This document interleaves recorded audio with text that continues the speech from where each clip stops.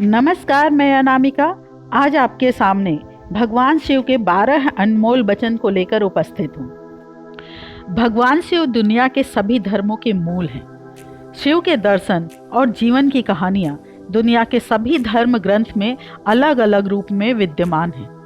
भगवान शिव के अनमोल वचनों को आगम ग्रंथों में संग्रहित किया गया है। आगम का अर्थ है ज्ञान अर्जन, और मनुष्य के जीवन का उद्देश्य भी होता है ज्ञान अर्जन।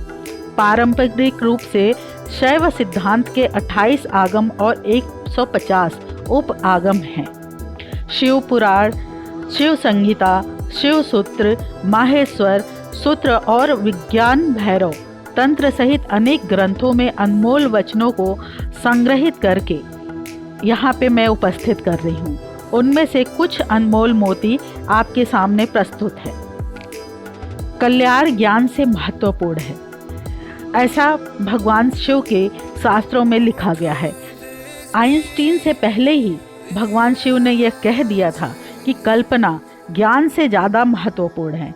हम जैसी कल्पना और विचार करते हैं वैसे ही हो जाते हैं। सपना भी कल्पना है।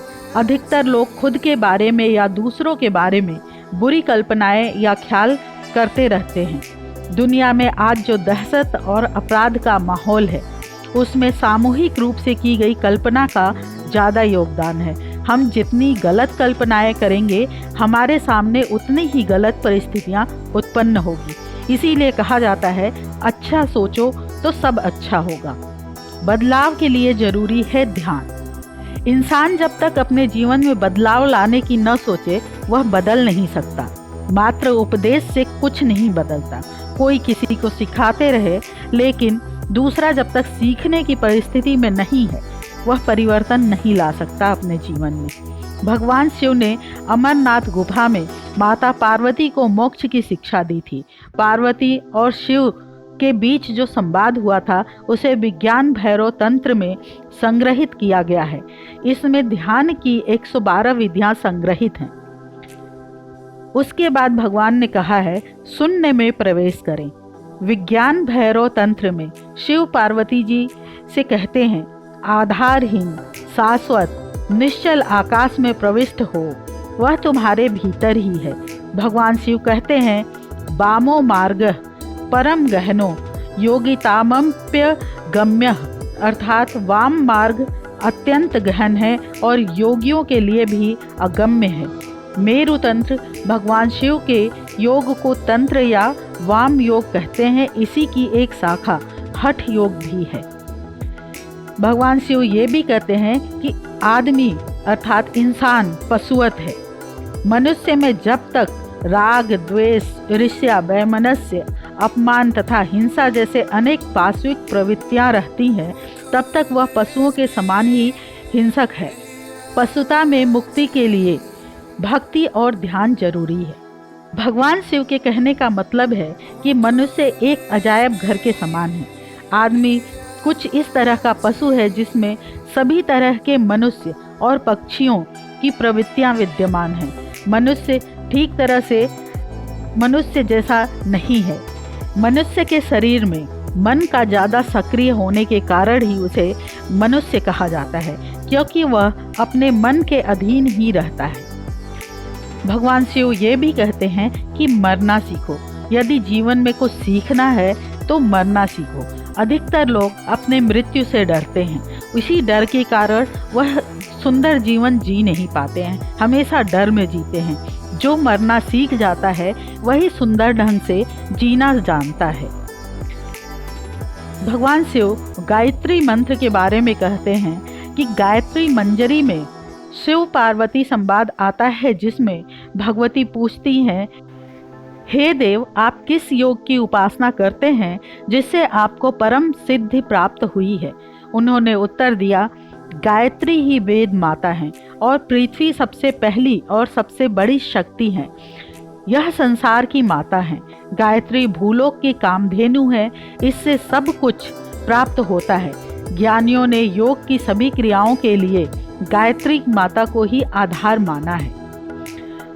भगवान शिव ने आगे कहा, जीवन को सुखमयी बनाने के लिए भोजन और पान अर्थात पेय पदार्थ से उत्पन्न उल्लास, रस और आनंद से पूर्णता की अवस्था की भावना भरे, उससे महान आनंद होगा। या अचानक किसी महान आनंद की प्राप्ति होने पर या लंबे समय बाद बंधु बांधवों के मिलने से उत्पन्न होने वाले आनंद का ध्यान कर तल्लीन और तन्मय हो जाए, इससे जीवन बहुत ही सुखमय होगा। उसके बाद भगवान बताते हैं, प्रकृति का सम्मान करो। प्रकृति हमें जीवन देने वाली है, इसका सम्मान करो। जो इसका अपमान करता है, समझो कि वह ईश्वर का अपमान करता है। दुनिया का हर काम प्रकृति के नियमों के तरीके से ही होता है, लेकिन अहंकार से ग्रसित लोग ऐसा मानते हैं कि सब कुछ वही कर रहे हैं। प्रकृति का सम्मान जो नहीं करता है, वह कभी भी सुखी और आनंद जीवन नहीं जी सकता है। भगवान ने इस प्रकृति को मनुष्य के लिए इतना सुंदर और दिव्य बनाया है कि उसका आनंद मनुष्य तभी ले पाएगा जब उसे समझ पाएगा। उसके बाद भगवान शिव कहते हैं, योग की शक्ति को समझो। विस्मयो योग भूमिका स्वपंद शक्ति वितर्क ज्ञान ज्ञानमु लोकानंद समाधि सुखनम।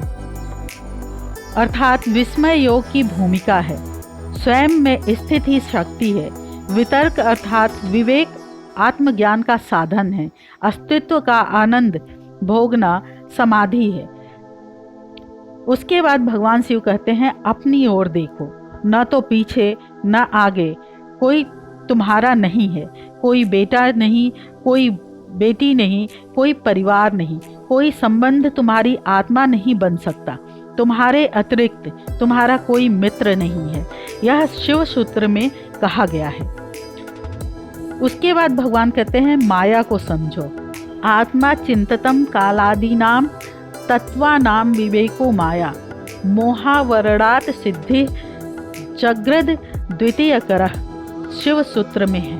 अर्थात आत्मा चित्त है, कला आदि तत्वों का अविवेक ही माया है। मोह आवरण से युक्त को सिद्धियां तो फलित हो जाती हैं, लेकिन आत्मज्ञान नहीं होता है। स्थायी रूप से मोह जय होने पर सहज विद्या फलित होती है।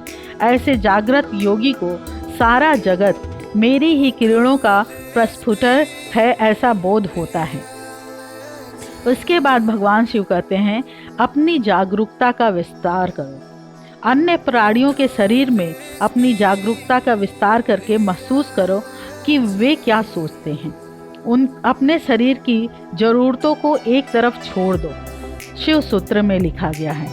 अर्थात अन्य प्राणी भी उसी 5 तत्व से बने हैं जिस 5 तत्व से हमारा शरीर बना है। तो हमें अन्य प्राणियों को भी अपने समान ही समझना चाहिए और अपने अंदर जागरूकता लाना चाहिए। अन्य प्राणियों में भी सुख दुख के लक्षण विद्यमान रहते हैं, वो भी दुखी होते हैं।